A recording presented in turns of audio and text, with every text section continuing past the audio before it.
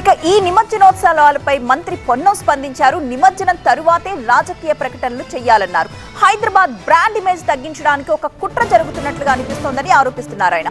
ఇందుకోసం ప్రతిపక్షాలు కుట్ర పన్నుతున్నట్లు కనిపిస్తోందని, రాష్ట్రం ప్రశాంతంగా ఉండడం విపక్షాలకు ఏమాత్రం ఇష్టం లేదన్నారు మంత్రి పొన్నం. శాంతి భద్రతలకు భంగం వాటిల్లితే మాత్రం కఠిన చర్యలుంటాయంటూ హెచ్చరిస్తున్నారు మంత్రి పొన్నం. కరీంనగర్ లో వినాయక నిమజ్జనం ఏర్పాట్లు పరిశీలించారు మంత్రి పొన్నం ప్రభాకర్. ఆ సందర్భంగా ఈ వ్యాఖ్యలు చేశారు.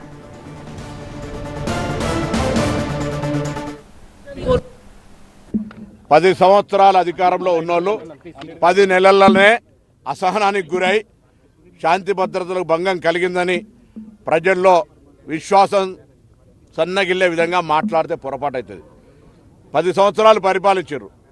ప్రతిపక్షంలో ఉన్నవాడు అధికారంలో ఉన్నవాడి కంటే ఎక్కువగా శాంతి భద్రతలు కాపాడడానికి సహకరించాల్సిన అవసరం ఉంటుంది. కానీ శాంతి భద్రతలు ఉండొద్దు, రాష్ట్రం అల్లకల్లోలం కావాలి, ఘర్షణలకు నిలయం కావాలని కోరుకుంటున్నట్టు అనిపిస్తుంది వాళ్ళు మారు మాట్లాడుతుంటే. హైదరాబాద్ బ్రాండ్ ఇమేజ్కి దెబ్బ తగిలే విధంగా కొంత కుట్ర జరిగేటువంటి విధంగా వ్యాఖ్యలు కనిపిస్తూ ఉన్నాయి. ఫ్రెండ్లీ పోలీస్ అయినా శాంతి భద్రతలకు సంబంధించి ఉక్కు పాదం వేసి కఠినంగా వ్యవహరించాలనే ఆదేశాలు కూడా ఇచ్చాం.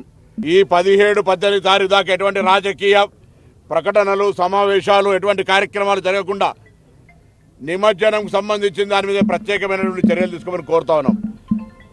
రాజకీయపరమైనటువంటి పార్టీ ఫిరాయింపులకు సంబంధించి న్యాయస్థానంలో ఉంది. ఆ అంశానికి సంబంధించిన న్యాయస్థానము శాసనసభ వేదికగా జరిగే అంశం మీద మీరు ఒకవేళ నిజంగానే రాజకీయపరమైన విమర్శలు చేసుకొని కొట్లాడుకోదలుచుకుంటే వినాయక నిమజ్జనం తర్వాత చేసుకోండి, కొంతసేపు విరామమని కోరుతూ దయచేసి ఎవరు కూడా ఇంక్లూడింగ్ కేటీఆర్తో సహా ఇంక్లూడింగ్ కేటీఆర్తో సహా అందరికీ తెలియజేస్తా ఉన్నాం. దయచేసి నిశ్చింతగా ఉండండి. పరిపాలించే తాకత్ మీ ఒక్కరికే ఉందనుకోవద్దు. కాంగ్రెస్ పార్టీకి వెన్నతో పెట్టిన విద్య పరిపాలించడము, శాంతి భద్రతల్ని కాపాడడం